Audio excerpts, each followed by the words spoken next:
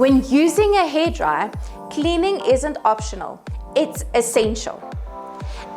A hairdryer pulls air from the back around the elements and heats it and blows it out through the nozzle. But when this happens, dust and product particles build up and get attached to the filter. When the filter clogs, the airflow becomes restricted and the heat builds up in the dryer, and that is when the damage starts to your hair and your tools.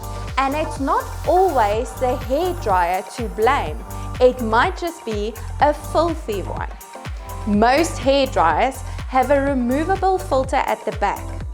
Remove it, dust it off, and clean it. Do this regularly. There we have it, a clean dryer for a better life and longer performance.